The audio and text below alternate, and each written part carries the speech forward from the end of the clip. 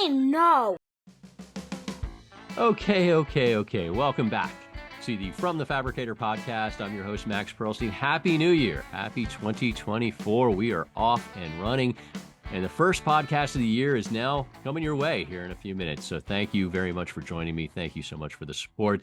And before we get to our guests for this edition, just a reminder, we've got two gigantic events coming up that you need to register for. We have BEC and GPAD. Building Envelope Contractors and Glass Processing and Automation Days. And they are both in Nashville. March 3rd is when BEC kicks off, and right after that is when GPAD kicks off.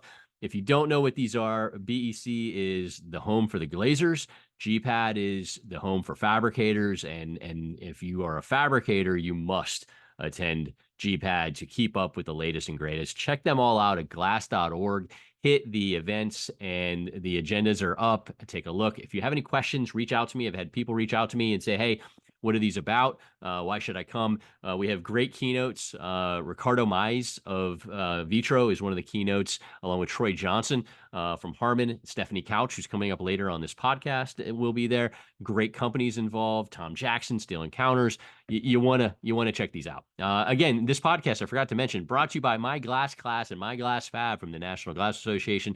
Thank you so much to them for the support of this podcast year after year. If you need training 24/7, 365, check out myglassclass.com. On there, you'll see the training for the glazing side, for the apprentice side, and then myglassfab.com is in there as well for the fabricator. Check that all out from the National Glass Association, built by the industry, for the industry.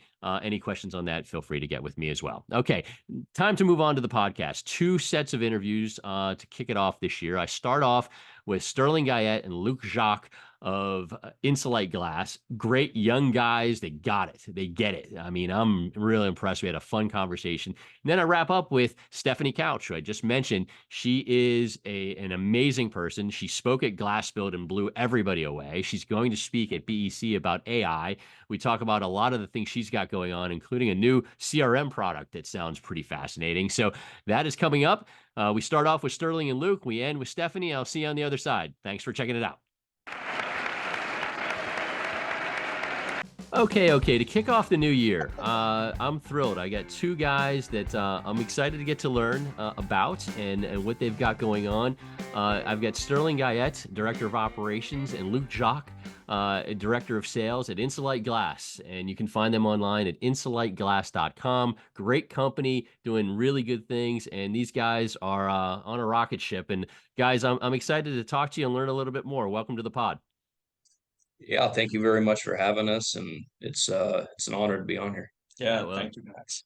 Thrilled to have you on, and big fan of what you got going on. So, but I definitely want to introduce you a little bit to the audience, but I also want to learn too, because as we were talking a little bit off air, I know of you, I know of the family a little bit, but I don't know everything. And so, starting with you, Sterling, your past, how you ended up, as director of operations, and being in a great position at Insulite, and then I'll get to you, Luc. But take me through your past, Sterling.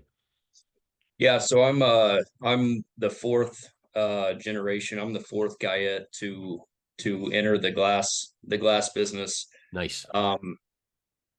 We all started in Grand Island, Nebraska, at Island Glass, and that's of course where I started as well. So before I ended up at Insulite Glass, I was playing around with glass at probably an age that I shouldn't be, and figuring out how to cut glass to size. Granted, 99% of it that I cut right away was trash. But I always joke with people saying that I had my diaper changed on the cutting table. I love it. Love it. So, through there, it was a summer job. It wasn't the most appealing. I wasn't doing the most appealing job, but I was glazing. So that's where I entered. I was, reglazing wood windows, doing commercial, doing residential, shower door installation, getting into a little of everything. So that was all started by great grandpa, got passed to grandpa, got passed to grandma and Bo, who's the owner of Insulite Glass. And in 1990, he ended up moving down here. Uh, and my dad, Tony, took over Island Glass at that point, Okay. where I learned under him. Okay. Um, I worked for him for a handful of years glazing. I would go to school the same time as I was working full time for him. Uh, and in 2013, Bo gave me a call and said, "Hey, I've got an opportunity down here." Um, you know, it wasn't a good situation. It was an unexpected opportunity, but it was an opportunity nonetheless. Right. And it wasn't an easy conversation to have with my dad by any means to move from Nebraska down here to Kansas, but um, I took him up on that opportunity, and through the years, I've done things in held positions as far as project manager for all glass, uh, the all glass door department. Right. Right. I've done production. I've done sales. I've been thrown into a lot of different things, software implementation. So I've definitely got my feet wet. No doubt, no doubt. So, boy, so that was a big move for you. I mean, Yep. coming there, and so you're settled in, everything going well, and so you've been there since 2013. So we're starting what, year number 11 now, correct? Uh, so I got that call in 2013. I took about 6 months to end up moving here. So 2014 was actually the Okay. first year. So actually April of 2014 was my start date. All right. So So rolling up on 10 years here. love it, love it. Luke, so I assume that you're not a fourth generation glass guy. I am Really not. curious. Okay, talk to me No. about your path to this world. And see, you can tell you're happier. You have more hair than most glass people who have been in this, so you're looking good. Go for it, Luke. Yeah, so I took a very unique path to the glass industry. So I first started out, I had an internship at a financial company called Waddell and Reed. They're no longer in business now. They got acquired, I think, in 2021. But I had plans of becoming a financial advisor, especially going through college and stuff. That was my plan. So I did an internship with them, then got hired on the following year to basically learn under a financial group of guys. Okay. Then ultimately, I got an opportunity to work at a bank in their credit department. So really analyzing financial statements, presenting in front of committees, really digging down deep into company financials and analyzing their credit risks for loans and lines of credits, all of that stuff. So worked at the bank in the credit department for a little over a year. And then I took a big pivot to a startup within the bank, primarily in their healthcare vertical, where it was a product that basically reconciled uh, hospital and clinical EOBs, so explanation of benefits. So you would match up that with the actual payment. So really eliminating the back office need in hospitals and clinics and stuff. So that was a really, really good experience and fun time kind of growing up with a startup within an organization. Learned a lot there. And then whenever our old operations manager, Sam Keegan, announced his retirement, that's when Bo reached out to me because I've known Bo for the past 15 years or Okay. so. And then he called me and said there was a opportunity at Insulite to kind of come in, really learn the glass business under Sam and Sterling and really our tenured employees here. Yep. And kind of came in here with a goal of fixing not only learning the business, but also one of our big problems was logistics at the time. So that's really where I got my feet wet was revamping our logistics Okay. and working with Sterling and fine tuning out the way we process and really our overall operations, so we could progress positively with the company, and that's kind of how I got into Inslide. So I went from managing logistics to tag teaming operations with Sterling, and then when Larry Vashels retired, that's when I uh, really became the head of our sales division here at Insulite. Interesting, interesting. I like the path, and it's funny. I like both of your paths from the standpoint of that you learn from different angles of our business, and you're continuing to learn, and you have a respect for all those things. So you, Luke, is a leader of sales. You definitely understand what's going on the operations and the logistics side. And that's Yes, always, that's always the battle. Sales is exactly. always battling production, and then obviously, Sterling, you come from a glazing side. And so you understand what the end user's going through. You were an end user, so that whole angle. So I think it's interesting. Your experiences work really well for your current positions, and no wonder you guys are doing so well. This is exciting. It's a smart move. Luke, do you miss the banking world though? I'm curious. There's no way you miss the banking world. The glass world's so much better. Yeah, I would not say I miss the banking world. No, there's a lot of bureaucracy in it. Okay. Not saying there's not in the glass business. There is in every single business. It's just different. This is a Yeah. very niche industry, and it's hard. There's a lot of problems, and there's a lot of tough situations, and a lot of liability Yeah. too, right? Yeah. So it's a new thing every day, and you never know what to expect when you walk in the door, what kind of emails you're going to get, and it's just a new problem that you got to solve. And that's what I really enjoy about this industry is just problem solving. Yeah. Yeah, the challenges. It's definitely, at the end of the day, it's more fun in this industry than a lot of other industries. And then we have good people like yourselves and the folks that you work with there. You've got a great culture there, so that makes a lot of sense. And that kind of moves me on to my next question. I've got Sterling and Luke, Sterling Guyette, Director of Operations, Luke Jacques, Director of Sales, Insulite Glass. Check them out at insulateglass.com. And it brings me kind of you're both younger guys. It's something that I talk about constantly on this podcast. I talk about it on the blog, attracting, younger folks to our space. And I mean that's a big thing. And it's kind of rare that we have two people like yourselves in a position of power. And so it's good that you're younger and you're attracting people. Curious first and foremost, you feel extra pressure because you're definitely, I've mentioned now 15 times, you're on the younger side. You feel some extra pressure, being younger and dealing with a majority of this industry that's probably 20, 30 years older than you guys. Yeah,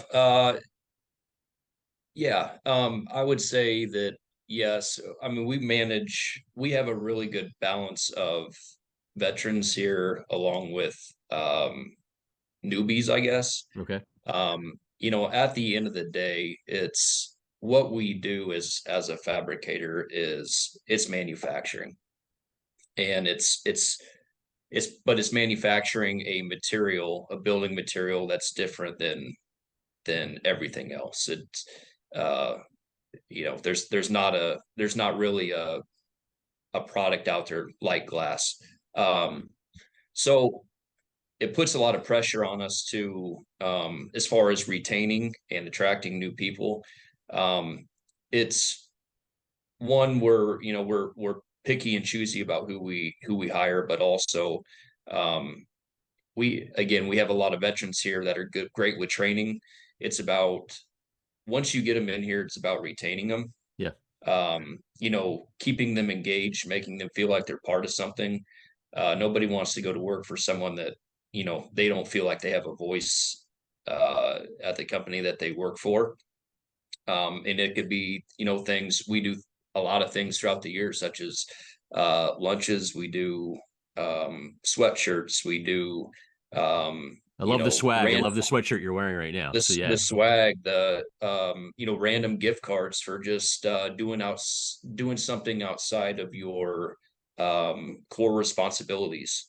And that goes a long way. I mean, even if it doesn't cost much or it doesn't seem like much on the front end to whoever's receiving it, it's more than about what it is. So Yeah.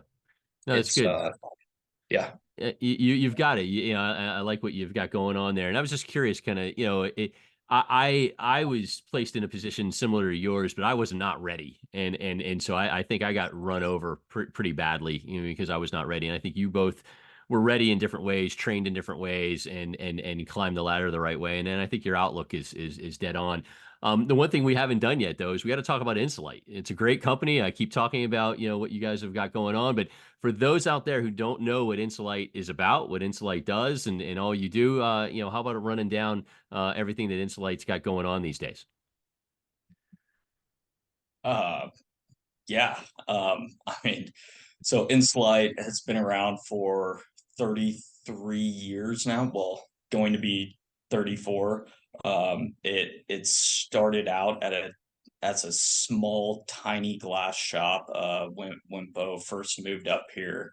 And then he was at that first location for a couple years, and then moved to where we are now, headquartered in Olathe, Kansas.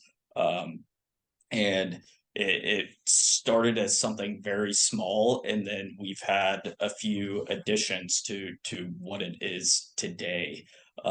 It So that's really what we have going on now is really, and Sterling, you can chime in on this, fine tuning our layout and our operations to just make the most out of what we got, because we have had a few additions, so it kind of makes operations a little tricky in some instances. So making sure our process flow is as best and as manageable as possible. We're all around fabricator. We do anything from just typical insulated glass units to laminated products to printed glass, to all glass entrances with our glass light division. Nice. So we really do everything under the sun, really, in terms of fabrication. Good, good. And you ship, you're in Kansas, but you ship, you've got a pretty decently sized shipping area because of where you're at, correct? Correct. So we primarily ship within the really the greater Midwest. We also have what we call more of a distribution, but also we do some production over in St. Louis in Oh, Pacific, Missouri. So we can hit Illinois, so southern Illinois from that location all the way to southeast Missouri, and then everything from Kansas City as well. So Nebraska, Iowa, down to Oklahoma, Arkansas, Missouri, really the greater Midwest is where we kind of travel to, and that's our area. huge area, huge area. Very, very cool. I like it. I like it. So to mix things up a little bit, a fun question, and we kind of bandied about this fun question back and forth, and we settled on one of you is a big Nebraska guy, one of you is a big Kansas guy, and I'm a big sports fan. So I live for sports, and so when I think about Nebraska and Kansas, I think of different athletes, different sports, and I'm curious on who your favorite all-time Nebraska athlete is. And that Nebraska, I assume that's you, Sterling, right? You're the Nebraska guy. Yes. Yep. The all-time favorite Kansas athlete for you, Luke. For me, I'll just start it off. For me, Danny Manning for Kansas is my guy. I mean, Danny and the Miracles. Now I'm old, so that's why it goes that way. But Danny Manning's my guy. Nebraska, I had trouble. Sterling, I had trouble. I was like Amon Green, Tommy Frazier. I mean, I was battling that. So you had said you had to think about it a little bit. I'm curious. I'll start with you, Sterling. Who's the Nebraska guy, your all-time favorite? Yeah, we're kind of a lost cause at this point. You But got Dylan Raiola. You've yeah, had that was a big signing. I'm sure Insulite had the NIL. Is he an you guys probably footed the bill for him, right? yeah, no, of course, Bo's a big Nebraska fan as well, coming Yeah. from there. So we'll see what if Dylan can bring in any additional recruits and revamp that program. But to answer your question, uh, I was born in '92, so the player that sticks out most to me is probably Eric Crouch. Yeah. Yeah. Uh, Heisman the Trophy winner. Yeah. Heisman Trophy winner. He could run the ball. we would probably go to 2 to 3 Nebraska games a year when I lived back there. And during that time period, he was probably the player I saw play most. Um, and I was lucky enough, to get his autograph. And Nice.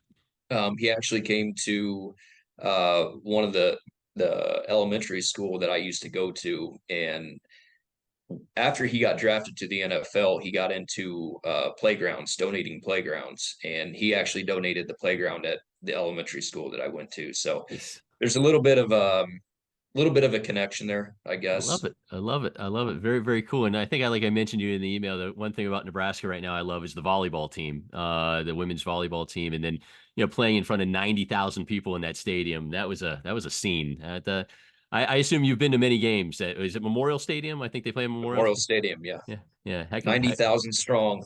Amazing. Amazing. Win or, Well, win or lose, they're still selling it out. they So they are, and hey, I think Matt Rule's got him headed in the right direction. So I really actually thought Scott Frost was a great hire. I just still can't believe that turned out the way it did. So there was a lot hanging on that. yeah, If it worked, it was a great decision. If it didn't, oof, it's how do we move on? How do we yeah, cut ties here? it's a But tough one. He's a favorite son. All right, all right. So Luke, I mean, you have so many choices, more so on basketball than football, but Yeah, football lately they've been good. So I'm very, very curious to see Mario Chalmers. I mean, who's it going to be? yeah. So I'm actually going to do a two-part answer to this, and you're going to be surprised at my first one. So I'm a huge golf fan. Okay. Um, I play golf a lot and love watching it. I'm gonna say Gary Woodland Oh yeah. is one of my all-time favorite KU alums. Um, and then in terms of basketball, we've had so many good stars, right? I'm gonna throw one out there, and it's gonna be a little pivot, but Bill Self.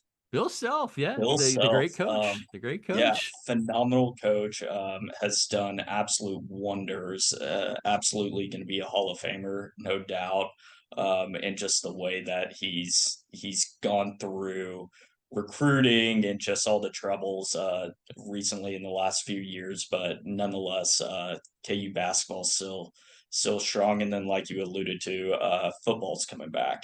Yeah, So we've done a lot of good things with that. I think the NIL money and all of that stuff is positive, especially for revamping the KU football yeah, program that has been just so horrific the last few years. So yeah. a lot of different fun things are going on at KU for sure. Nice, nice. And then Gary Woodland, good choice. He won a major. Was it U.S. Open? He won a big major, a Mhm. few years ago, and that was kind of a wire to wire run, which I like. And you could tell I'm a huge sports fan. So I love your choices. Bill Self hopefully continues to stay healthy. Him getting sick last year before the tournament, that was a tough one. He is not the same without him on the sideline. That's for sure. Exactly. And a common listener, a loyal listener to this podcast, Scott Goodman of CRL, is huge KU guy. So I get updated twice a week on what's going on with KU via him. So I'm Yeah. always knowing on what's going on. All right, we're continuing on back to the glass business and so on because I could chop up sports with you guys all day long. I'm with Sterling Guyette, Luke Jock. Of Insulite Glass, insulateglass.com. Trends and products out there. You both have been in the business long enough. I'm curious, what you're seeing. I'll start with you, Sterling. Anything that has you excited out there with some of the trends that we've got going on product wise? yeah, we we've continued to offer digital printing. That seems to be still, it's in a niche industry. It's a very niche product, so that makes it even more difficult. But digital printing is continuing to replace typical silk screen. So that's a technology that continues um, to progress. And even at that, as far as using it for bird friendly, we've done a handful of bird friendly jobs just over the past couple of years, and so of course that's gaining quite a bit more traction. Um, and then security. It's to burglar resistant, forced entry, ballistics,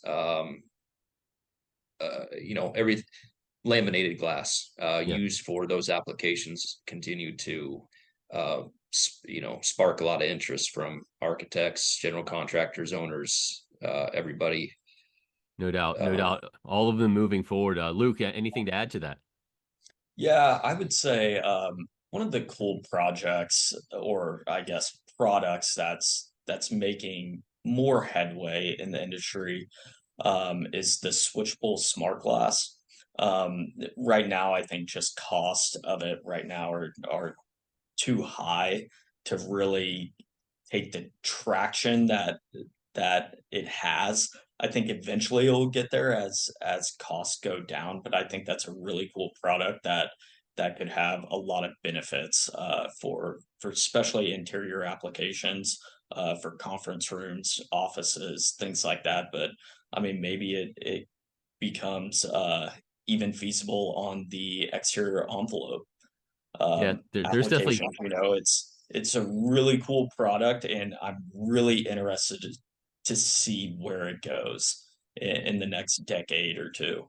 yeah, the continuing possibilities there are endless. But you guys are dead on there. There's a lot of things there. The bird friendly is rocking. Security and privacy. With regards to more, the more people that come back to the office, they want that privacy with regards to a switchable product. So good call, good call. A couple more questions for you. Curious, again, with your experience levels and what you've been able to see, if there's one thing you could change about our industry, what would that be? Sterling, we'll kick it off with you. One thing to change about this wonderful industry, probably you would want better podcasters and better bloggers. I know that for sure. there's the podcasts are starting to gain some traction, and I think you're at the head of it. Yeah, I'm trying. I'm trying. Thank you. You're making some headway for sure. So I'm glad I snagged you guys. So that's all that matters. This will help. This yeah, will help. This will help dramatically. I appreciate that. we appreciate it as well. Yeah, from an operations or a production standpoint, I think the amount of glass types, uh, which would be the coating in combination with the substrate itself, is, when it comes to production, the more glass types and colors and flavors there are to pick from, it just gets that more difficult. It's not how it was 20 years ago with a hard coat low E, and you got bronze, gray, green, and you slap it together, and that was the majority of what you cut. Nowadays, I actually just ran the report last week. We cut nearly 200 different glass types across different thicknesses and coatings and colors, and that was just last year. So trying to manage that wide of inventory, Yeah. and what do you do with the leftovers, and it puts a lot of pressure on sales to price the jobs correctly. Don't drop your margins, or don't just give anything away, because you still have to do something with it. So I, from my point of view and where I sit, and what my responsibilities are, I would say eliminating or reducing the amount of glass types that are out there in the market. That's a Sales good. would probably argue with that, Yeah. but Yeah, and sales may, but you're definitely right. I mean, from an inventory standpoint, it's becoming very, very challenging, and handling and then, size availability and your yields. Like you said, you're quoting a job, and if those sizes come in different than what you think, and you've got crappy yields, that's a tough one. I think that's a great point, because I do think as we keep introducing new glass products, we do have to sunset some older ones. Just because it's the range. That's a great call. And 200 different class types. That's yeah. nightmarish. And to expand on that, COVID seemed to the COVID phase, in the few years that kind of went on, or was more relevant. It actually helped, by some of our float glass suppliers to eliminate some of the stock sheet sizes, or reduce their product offering, um, instead of announcing additional Yeah. coatings or colors. It kind of put the brakes on the situation. But again, from a sale, our job is to understand even though I don't control it, I understand the sales perspective, and Luke and the sales team understands the production perspective. So even at that, that it's helped. COVID has helped reduce the number of glass types or even available stock sheet sizes, but it still hasn't really put a dent in it by any Yeah. means. No, it's a great point by you. And so Luke, I'm curious what your what your take is on one thing that could be changed. And I guess if you could add on what you think about Sterling wanting to get rid of half the things you want to sell each day. Well, that is a struggle, all the glass types. It's a continuous juggling act, Yeah. right? You see all these trends of, I mean, a few years ago, or I should say probably 10 to 15 years ago, you saw all the bronze. Bronze was flying like crazy, and now it's really died down. Yeah. But then whenever a remake or a replacement piece for that, you got to bring in different glass types that you're not typically cutting anymore. So it can make that difficult. But I would say probably the selling cycle. Selling cycle, what I mean by that is, so the way that things are dealt is, so our customer is really the glazer, right? And it would be a lot easier and more advantageous for the end user. So the building owner or the architect, whoever it is, if we could have more talks with them Yeah. and really get more ingrained and show our value add and our expertise in the building designs, Yeah. right? And there's a number of factors that go into that. So the amount of samples that we do and provide to architects is enormous, It right? is. So It's like business in it, itself. Yeah. it really is. I mean, we have a Yeah. full department just for samples, Yep. and that's all they do every day, sample and submittals. So if we could get ahead of that and have really good direct talks with the architects and the GCs to try to kind of eliminate that, and really just shorten the time of the selling cycle. Glass is, like we've talked about, it's a niche industry, right? And it's difficult. There's so many different types, there's so many different coatings, and there's so many numbers and analytics that go to certain glass coatings and that are on different substrates, and you can throw printing in there and that has different VLTs and solar heat gain and just everything glass related. It would be a lot easier, I think, if we could get ahead of it and show our expertise in the industry that we're all in, That's a big one, and that's something that we all continue to try to strive for. But it's still, certain things have worked in trying to get in front of architects, and certain things have not. And part of it is the architectural side of things, where they're kind of set in their ways. And but no, you're dead on with that selling cycle. So good takes by both of you, and hopefully sooner than later we can get some of this stuff fixed. I think that's a goal, and it's something that is something NGA has to think about too, and that's a consideration I'll definitely take back to them. Good stuff, good stuff. So wrapping up, because I know you're both very busy. I know Sterling wants to, desperately wants to go run his facility instead of chatting with me here. But 2024, we're in it now, and I ask this to every guest because I'm always curious because everybody's perspective is a little different, no, depending on where they're at. How do you see 2024 progressing? Are you confident, or are you cautiously optimistic, pessimistic? Sterling, how you feeling about the year ahead? Yeah, I don't think I don't think we're going to have a record year by any means. And this is something Luke and I discussed obviously before the meeting as well, this interview. Of everyone that I talk to, as far as our suppliers, because I oversee purchasing as well, they're not expecting a record year either. I think it's I wouldn't say that we're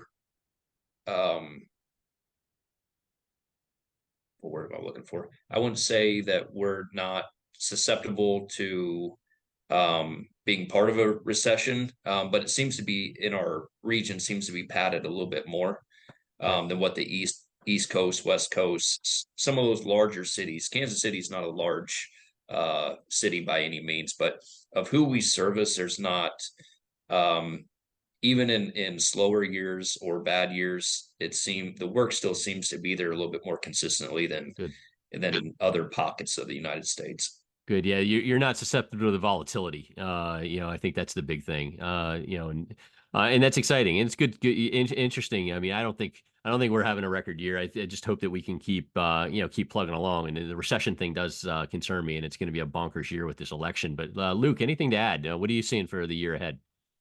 Yeah, there's a lot that You're gonna comes to you're gonna mind put the there. banking hat on now, or you're gonna break it down? Exactly, Okay. exactly. I mean, if you look at Dodge reports, construction starts this year supposed to be estimated up 7% within the United States. So that's really positive news, right? Yeah. But a Dodge report is only an estimate and a Right. forecast. Not not saying it's bad by any means, but a lot of things can affect that negatively. One being interest rates. Interest rates, I think, are going to be huge to really making the financials make sense for these building owners and developers. What the Fed does, they're expected to start dropping rates this year.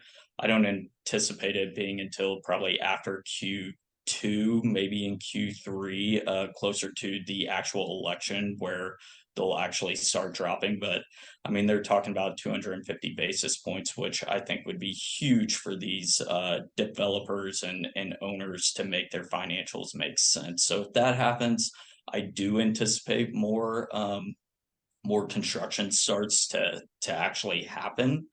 But then, like you alluded to, it's a election year. No one knows what that really entails. What we do know is there's going to be a lot of struggles and hiccups with an election year. So I'm cautiously optimistic. I think the work's there. I think especially in different sectors like healthcare, I think schools are still going to thrive. I also think hospitality is still going to do really well Good. this Good. year, and the Dodge reports also follow that. I think the industrial industry, so like really the warehouses, I think that trend is pretty much over. I think that's really what has kept 22 and then last year really strong Yeah. was a lot of the warehouses, or primarily in the Midwest. Yeah. That's where we saw a pretty big boom. But like I said, I think those industries, specifically hospitality, healthcare, and schools, I think those are still going to thrive. Where office buildings, I think, are going to start picking up, especially with people coming back to the office. And then if we can get the interest rates back in line, I think those will come back a little bit. I don't think it's going to be a big boom by any means, but I'm anticipating a steady year. Like Sterling said, definitely not a record breaking year by any means, but if we can hold steady and get through this wave of the election and interest rate craziness, Yeah. I think we would be good for 2024. I'll sign up And for Bill, steady. Yeah. Go ahead, Sterling. yeah, and building off what Luke said, one thing is outside of here, we can't control a lot of what goes on outside of here, but internally,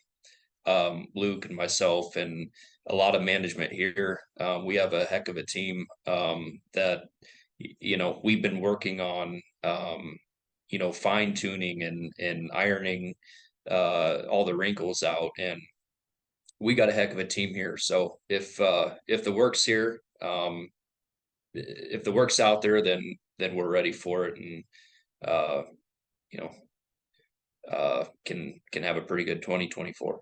Good, good, good. You guys deserve it. You're doing the things the right way. This has been great. I really appreciate you taking the time. I've been with Sterling Guyette, Director of Operations, Luke Jacques, Director of Sales, Insulite Glass. See them online at insulateglass.com. You guys get it. I mean, there's no doubt you understand this world. You've been trained correctly. You've grown correctly, and I'm excited to see what you're going to continue to do. Like I said at the beginning of this, you guys are on a rocket ship. Thank you so much for doing the podcast, and look forward to seeing you in person one of these days. Yeah. Absolutely. Thanks for having us on. Okay. It is time to kick off another segment of the From the Fabricator podcast, and I'm thrilled to be joined by Stefanie Couch, founder of BuildWomen. Find her website online at buildwomen.com. And if she looks familiar, you may have seen her at Glass Build. She was one of the big stars at the show. Stefanie, thank you so much for doing the podcast.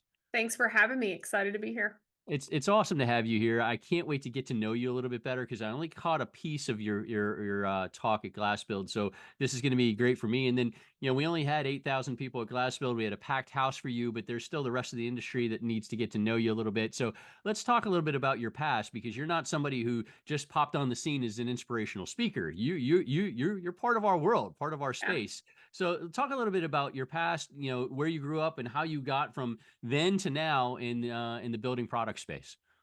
Well, I was born into this industry. So my dad and his dad actually had a lumberyard in Atlanta. My granddad started in the 60s. And then my dad ended up moving from right near the airport in Atlanta. When I was about 5, we moved up to Northeast Georgia in the mountain area, and we had a lumberyard there. I literally grew up selling hardware and driving forklifts. My childhood was not OSHA approved. We'll leave that for another day. But it was a really cool upbringing, and I got to do a lot in the industry from a very early age and just see amazing people that do beautiful craftsmanship. We had a lot of high-end builders where we worked and got to see a lot of really great projects growing up. That's awesome. And so let's talk about then your evolution. So you worked in building products, you worked in the lumberyard. Love the forklift story. I do laugh because I think about, I found some pictures of my family's glass plant from the 80s. Yeah. And watching guys, handle glass wearing flip-flops. There's no steel toe on those flip-flops. Yeah. It was just such a different world back then. It is. Yeah. I would wait until my dad was like with a customer or whatever, and I'd sneak out the back door and somebody would have gone and left the lift, with the keys in it. And I would just take it for a little joyride and pick up some concrete pallets here and there just for fun. And thank God I never knocked down a pole shed, but that could have very easily have happened, but it didn't. The world had other plans for me, I guess. I love it. And so the world had plans for you to build this, build women, and to give a voice and continue this movement that has been so exciting. So let's talk about that. How did you start it? What made you start it? I mean, I know obviously being a woman in a relatively male dominated business, there was an opening there, but what kind of was the light that clicked on for you? When I was young, I worked with all men, but I never really thought anything about it because I was in a small family business. I remember all the women that worked in sales and some of our best salespeople that were people I called on the phone to order things. They were always the top people. It seemed like it was the women, and they were the go-to person at a lot of these companies. So I had some other women I talked to. And then I grew up, went to college, came back, managed the lumberyard for a few years, and we needed to relocate. So I got a job with a national distributor of building materials, a wholesale distributor, and I was actually in the door division. So I am a door girl through and through, door nerd, love it. I still drive through subdivisions. I'm like, look at that 6-light TDL beveled glass with, my husband's like, what? But that was where I went. So I went to big corporate. And I remember the first few months, I was like, this is kind of weird. Like, there were other women there, but it was at a lower level. We were salespeople at the very lowest tier. There was no women in management, like not just in my branch, but anywhere else. This was a very big company with like 6,000 employees, pretty much no women in management. And so I worked my way up the chain. I worked really hard, was the top salesperson in that millwork division. And then we ended up scaling that from like 10 million to 200 million. And that was a real greenfield opportunity for the company. And so I moved to Dallas, started 2-door facilities with a team of people, and just kept moving up to where it was just literally me and a bunch of guys. It was customers were men, the vendors were men. My team was all men.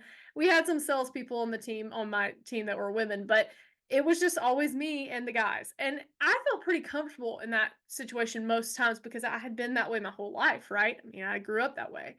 But I also felt like I had to fit into this certain mold of what success looked like.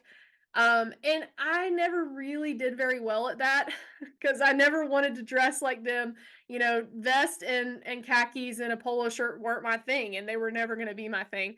So I decided to start helping, other women as just a side kind of in my career. Hey, Mhm. this lady's trying to figure something out, and I've done this thing, so they called me and I helped them. And then I started seeing like how many women needed that because there was no one. I had a mentor, thankfully, but she was one of the higher women in the company, like the highest woman in the company. And I literally called and said, like, hey, I want her to be my mentor. And she just happened to say yes. But there's only so many women she can say that to, right? Right. So if there's 200 women, 2,000 women, whatever it is, and there's only 20 women that are high up in the company, like you have so much time you can mentor. Right. So it led to me never wanting other women to feel the way that I felt. And I did go through some really hard things. Like it was not all sunshine and rainbows. And I felt often like I had no one that understood me that I could turn to or that would do it the same way I would do it. And I wanted to start something that it really solved that problem. So no woman ever had to feel the way that I felt. And have I solved that yet? No, absolutely not. But if you solve that for 10 women, if you solve it for 100 women, 10,000 women, it's still going to always need more work. But I wanted people to be able to use their voice. And you are, and that's where buildwomen.com comes in. And I'm with Stefanie Couch, founder of BuildWomen. And please check out the website at buildwomen.com. And so you're off and running. And Yeah. it's and again, you talk. The one thing that, when you and I first talked, you don't just talk to people like in the glass industry. I mean, you've talked to Verizon Wireless and you've talked to, other major players, because this is an issue that is, beyond just construction. You're just construction at heart. Yeah, absolutely. And, I think being a salesperson, that's like another iteration of male dominated because no matter where you are, a lot of times there are just not very many women in sales, especially as you move up. So if you take construction plus sales and put it together, it's even more male dominated. So I love that part of it because I see so much opportunity, and it's really about helping people build confidence and see how they can come into these companies and then working with the companies to help them recruit and retain through development, because especially with the next generation of millennials and Gen Z, which is going to be 75% of the workforce next year. Yeah. Millennials will be 75% of the workforce in 2025, which is crazy. But I want them to be able to say, hey, we aren't really sure to figure this out. So why don't you ask a millennial female and a bunch of other women that have come together as a brain trust in BuildWomen to say, this is probably the best way. And we're actually really excited. We're building some development tools. So we are building out a university. It's going to be called Construct U. And within that, there will be a BuildWomen University. So we are just pumped up about that. We're building out the first classes now. Our first class is called How Women Rise, and we have partnered with a best-selling author, Sally Helgenson, to use her material. She signed off and endorsed it. She has a big heart for construction. And so we're going to be launching that in Q2, and we're really excited about that. That's awesome. That's awesome. And in a labor shortage sort of scenario that we're in, you're offering a great solution, and Thank you. it's fascinating. Let's talk about Glass Build. You spoke there, and you Yeah, affected a lot of people, thank because you. I saw people come up to you, get your autograph, get a picture with you, sort of thing. That had to be a trip. What was it like for you speaking to this group, and how did you feel it all went? It was awesome. I would go back tomorrow and do it again tomorrow. Like, it was one of those things where I left and was like, dang, that was really fun, and I wish I could do it again tomorrow. This group was so engaged, and I had never really been around a large group in the glass industry, and you guys are a fun group. I'm pretty excited because I'm speaking at BEC, so I'm gonna get to just see even more of this group. But I loved it. It was I met some people. I had already met Mel from NGA, and Yeah. she was kind of my connection to that. But seeing her in person was awesome, and then just meeting other people, men and women. And I've made several connections that have now become friends and clients and all these other things. So it's been a great experience. I can't think of one single speaking event that I loved more or that I got more out of personally. And I don't just mean business wise, I mean professional relationships and friends. So it was a record book event. That's awesome. That's awesome to hear. Well, it was great having you there, and I Thank think you. having you at BEC in March is going to be tremendous. And you're speaking about AI, Yeah, which is a big, big subject. So that's super exciting. So pumped. Again, if you missed Stefanie at Glass Build, you can catch her at BEC in March in Nashville, and you can find that at glass.org and look up BEC and register for that right away. Let's mix it up, a fun one. And I was really curious on this one on who you would pick, because you have such a personality. I mean, it just booms. And so I'm just really curious. So who are the three people you'd love to have a meal with, and why? I'm just very curious, because I mean, my mind kind of is filled with possibilities. I'm curious on who you picked. I'm curious to hear what you think it would be. We can talk about that offline. So this was super easy for me. I didn't have to think about this very long.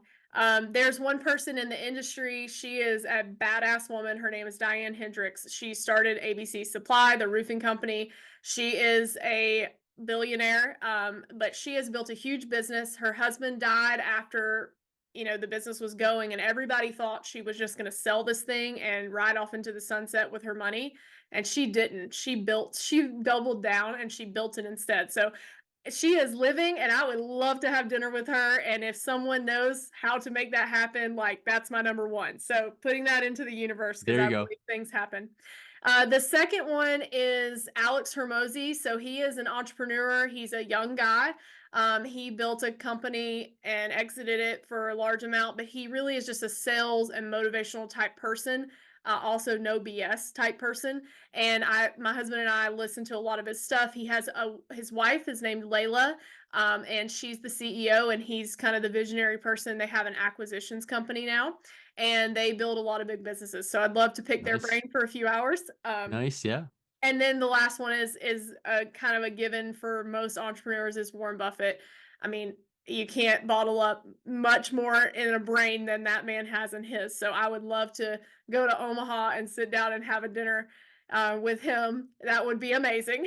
Yeah. Yeah, that would be something. Yeah. That is a bucket list that anybody would have, and that's a great call for sure. Yeah.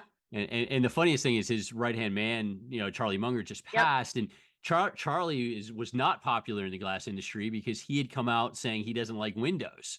And Oh. he envisioned, a windowless dorm. Andrew Herring did a T-shirt about it, and so Charlie passed away. So Charlie was not a good friend of the Well, glass I'm glad I industry. didn't say Charlie. Like, Yeah, that was a close call. Holy moly, that could have but ruined this whole thing. no. You're too smart for this. Too smart. I like your. Yeah, that's pretty interesting. Like, who wants a house without windows? I mean, I'm Yeah. not even gonna unwrap He that, but he wanted to have artificial light in each of the rooms instead of having windows. It was cheaper to build and more effective, so on. So he had his thought process. It was ridiculous, but he had his thought process, and definitely oh, not a friend wow. of the glass world. But I'm curious. I'll just ask you, who yeah, is your, like, just give me one or two. I go back to the, I didn't put on yours dead or alive sort of thing. Yeah, So part of me wants to go back to the folks that have passed, yeah. and the big one I've always wanted was I wasn't around when my grandfather, who was also named Mm, Max Pearlstein. That's one I wish I could have. I yeah, would that would love be to super cool. pick his brain. He was very active in the glass industry. He was very active in the National Glass Association. So somebody like that, just to hear him out because of the years that he had dealt with in the glazing industry and Yeah. glass overall. So that's always the big one for me. If I could And go, how cool to ask him, like, what he thinks about it now, like, give him a little glimpse of yes. 2024 glass industry and be like, what do you think about this? Get a load of this internet stuff and all this crazy stuff, right? Yeah, I mean, when I always say, when I started, people would send in orders by mail. Yeah, They were mailing in their purchase orders, yeah, which is just bananas to think about, I because know. now, I mean, there's electronic data entry, and a lot of Hmm. times you don't, people just enter into your system, they put the order in, and Yeah. you're off and running. But there, my first days, I'd open up the mail and there'd be a purchase order, and I'd have to be like, is this like real? I And then mean, even, did you just not worry about, like, is this person actually going to pay for it? Like, I mean, you yeah. could never, like, that would never in the millionth world ever happen now, but it's crazy to think about that. And also just the lead time aspect of it. I Yeah. mean, it was sent in the mail. You lost 3-4 days easy just Yeah. mailing it. Yeah, You know, and hopefully the postal service then was more reliable than now, because I've been waiting on checks before and it's like 20 oh, weeks later it shows I, up, it got caught under somebody's box or something in the mail. But nothing against the US mail. Thank you for what you do, but yep. No, but it's not the best way to get a check. Let's just say no, that. Absolutely. The world definitely has changed. This is fun. Yeah. So You know, when I yeah. was a little girl, is like really thinking about how crazy it is. My dad had the carbon copy like ticket write out machine, Yep. so it was a yellow, pink, white, and he would every day he would like write out just on a legal pad what someone got at the lumberyard. And this was when I was, like 8 or 9, so it's not that long ago. And he would literally every night price tickets with his, he had his lumber sheet, random whatever, and he would price out like, okay, this person bought $200 worth of lumber today, and he would write it on the spreadsheet and then send it. Just to now think about the work that had to go in to get paid and just to make anything happen, like God bless him. Yeah. Oh, absolutely. Absolutely. Yeah. The labor intensity for processing an order back then Yeah, was crazy compared to what it is now. And yeah, so we evolved, but I had to write 100%. up when I wrote up orders. We had a little cute little plastic box that you put you put the a 4-ply copy of the order in there, and Yep, you had to push down hard because you had to make sure it got through all 4 copies. yeah. And one copy went to billing, one copy went to the floor. I mean, it all had its place. And And so, heaven forbid if you didn't have super neat handwriting and that oh, eighth of an inch looked like a quarter inch, and then the glass is wrong, like you're screwed. been there, What do been you there, do? been there, my friend, been I there, don't been want to there. touch on like an old wound or anything there, Nope, Max. nope. No, you and we're kindred spirits on that one. Very cool, very cool. And with Stefanie Couch, founder of BuildWomen, BuildWomen.com, you'll be able to see her also at BEC coming up in March. So sign up for that and check out the website at BuildWomen.com. And she's got a lot of cool things. We're going to talk about something new coming up. But before we get to the new thing, you know this space pretty well. You know building products and so on.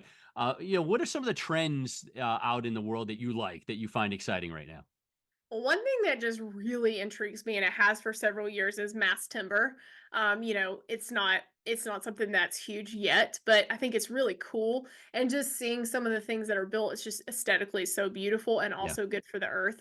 Certain like crazy trends like 3D printing and things like that, obviously they pique my interest. But I think more than anything, it's the technology, it's the AI, it's the integration of things that we just as an industry have really push back on. Even like, and I know, marketing is a different thing, is a trend, but I think even using that in a way that showcases the beautiful, amazing products. And I think people are general public, and I don't mean people in our industry. I think they're so intrigued by what we do as an industry. They don't understand or know, but everyone lives in a house, everyone's connected or lives somewhere in an apartment or wherever that's been built, right? yeah. And most people. And so, you have this cool connection to the industry, even if you're not in it. And so I think the trend of just this innovation and how people can really evolve, and we're never going to have probably a working force that's all using AI because you can't do so much of our stuff with AI. Right. But how do we integrate it? And then also, on that technology side of developing new products, stronger products that are, it's solar and all these crazy things that are coming out.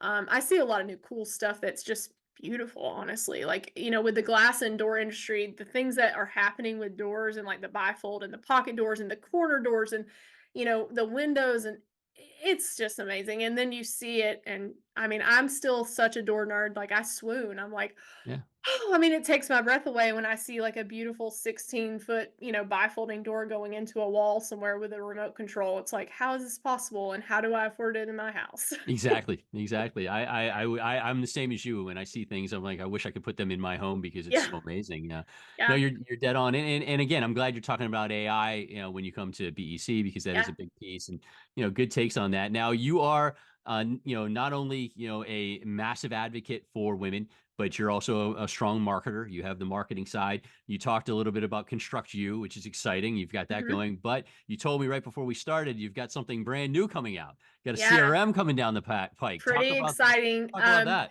We are actually developing something. It's going to be called Grit Innovations is the company, and we are developing a CRM built for the construction industry and focused on the things that will drive your business.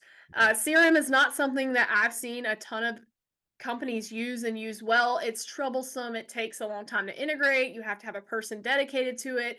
And then your sales team just doesn't really want to use it because they don't know how, or it doesn't drive business. It feels like busy work. So really this is going to take the things you actually need to drive business and allow people to do things like email marketing, texting, follow up, all of these amazing tools, and it'll be integrated with social media and all these other drivers.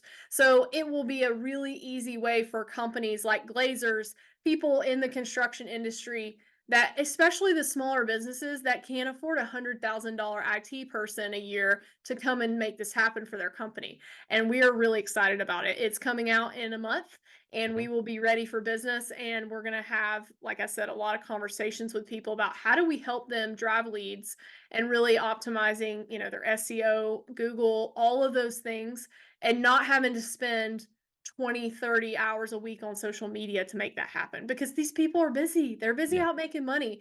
We want to help people optimize so that we help you do the thing that you can only do, which is out there doing your trade, helping your customers. You shouldn't be spending 100 hours a week trying to figure out a CRM.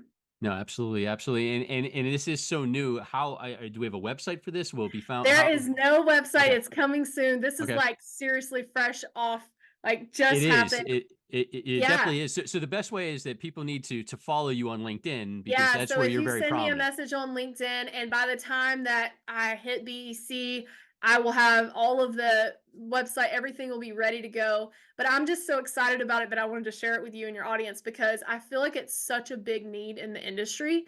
And there are so many people that are so busy that they're out handling the things that they do, that, customers and all these things, they can't follow up on their leads, and they lose a lot of business that are highly qualified leads because they just don't follow up quick enough. And Yeah. the thing that I think we both know is, in sales, usually the person that gets back first is the person that gets the order, and Yeah. you want to be that person. Yeah, it's very, very true. Very true. And so you want to follow Stephanie on LinkedIn. Yeah. Her name is spelled with an F, Stefanie, Couch, Yes. Couch. Obviously she has a very recognizable look. You'll find her on LinkedIn, follow her, link in with her, so you can keep up to date on the latest. That's exciting. Grit Innovations. I love the name too. I love Thank the name. you. And I am actually launching a podcast called The Cool. Grit Blueprint that will be with kind of with this whole we're going to feature Build Women series and have marketing and sales tips for people in the Good. construction industry. So we're excited about it. Good, good. That's good. That's a list, and that's exciting. So no, that's a good, and it's a good medium. It's a good way to get messaging out. A lot of people love to listen to these in their car on walks, and that's Mhm. how people keep up with things right Yeah. now. Is through the podcast medium. So that's awesome that you're doing I'll that. probably be calling for some tips, just Yeah, FYI. you're a pro. You're a pro for sure. Stephanie Couch, buildwomen.com, and also Grit Innovations, the Yes. CRM that's going to change the world a little bit. We like that. And also, the Construct You, the series you've got going on over there. So wrapping up with you, 2024, the economy. I'm really curious here because I ask this to everybody that I have on. I'm always curious about the year ahead or how it's going. You come from a different angle. Mhm. You come from a different angle. Yes, you know our spot and you know our world. You're involved in it. You grew up in it, but you also talk to, like I mentioned earlier, totally different groups. You are an advisor to many in many different worlds. How are you seeing the economy, the building economy, the overall economy for 2024 and beyond? I actually feel really good about the economy for 2024. I know we have a big thing coming up in November, obviously. Yeah. That will probably be a point where who knows what's going to happen after December. But I do feel like until November, I'm very strong on it, bullish on it. I think the home building industry still has so much lack in inventory. Interest rates have been high. I feel like they're going to continue to go down this year, especially with the upcoming election and things that are happening in the markets. So who knows what will happen after that, but I feel pretty darn good about 2024. And I also think, I really believe that a lot of great businesses are built in recessions. People have been so busy, and the last 4 years has just been honestly catching fish in a bucket. It's been very easy for a lot of Yeah. businesses, not Yeah. all of them, but like I know most of the business I deal with, their tongues have been hanging out. Like, how do we catch up? And I think this could be a time, even if it slows down just a little bit, to optimize and really capitalize on some of the things that you can do to make your business better, to have your profits go up and your overhead go down, and all these things that we've really been too busy to even look at, to audit. And so it could be a time to audit your business and really optimize your business. But I believe it's going to be a strong year, and I'm betting on it.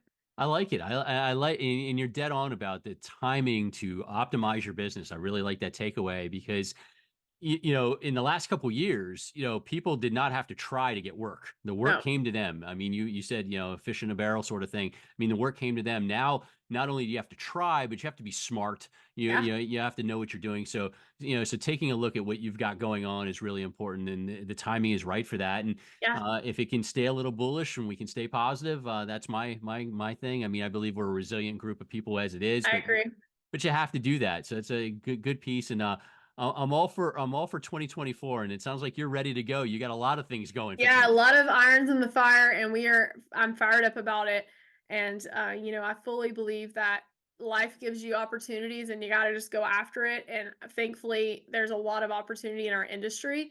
So for anyone that, isn't sure about 2024 and the economy, I know there are a lot of people in my life that worry about that a lot. They spend a lot of time just ruminating on what's going to happen and is the sky going to fall. But I feel like if you get up every single day and you take action to build the life that you want and you figure out how to solve problems for people and you're really giving a service or a product that is top notch, even if things slow down, even if things get tough, you're going to be okay because you have built something that everyone will want and you will be better than the competition. It is actually crazy to me how many businesses, and I'm not just talking about our industry, just in general, the customer service is terrible, the product's not really that great, all these things. If you start to work on optimizing and then you really knock it out of the park, you'll still get business when things are slow, or when they're busy, you can charge more. So that's my advice for anyone is like, how do you make it where you are so great at what you do that people would be crazy to say no to you? Beautiful, beautiful. You nailed it there. Nailed it. Cut it. Put it on the web. That was a perfect soundbite. I love it. This has been great. Stefanie Couch. We just really touched the surface. There's so much there. I really appreciate it. From BuildWomen, BuildWomen.com. She also has her CRM coming out, Grit Innovations. A lot going on. You will be able to see her at BEC. Sign up for Yes. BEC. That's March in Nashville. She'll be talking about artificial intelligence, which is a big subject. And again, worth just being able to spend a few minutes with her. So thank you so much, Stefanie. This has been Thank awesome, and you. I look forward to seeing you soon. Awesome. Thanks, Max. Have a great day. Thank you. Okay. Thank you to Luke and to Sterling, and then obviously to Stefanie, who we just wrapped up with. Fantastic interviews, and I really appreciate their time and their insights. Again, this podcast brought to you by myglassclass.com, myglassfab.com, the ultimate training tools and resource for you from the National Glass Association. Check them out. Myglassclass.com will kind of lead you to everything. Myglassfab.com is brand new. Great subject matter, great training. Take control of your training. Keep your essential people. Train your newer folks and keep them going in this wonderful glass and glazing industry with the National Glass Association. And myglassclass.com, myglassfab.com. Check it all out. Any questions, let me know. At this point, I usually talk a little TV. The writer strike, I think, has definitely had an effect. Not a lot of new shows have come out. Just wrapping up Reacher, which is fantastic. Again, what a fun show. But hopefully the newer shows will start to come out. So it's actually given me time. A lot of you had given me a lot of different shows to check out when I had asked for it on my blog. So I'm able to catch up on all of that right now. So that's what I'm doing until some new pieces come out. So it's all good. Really enjoying Reacher, though. If you haven't watched that one on Amazon, that is definitely worth it. That will wrap things up for me this month. I've got a great one coming up next month. Things are already in the books. We're rolling along.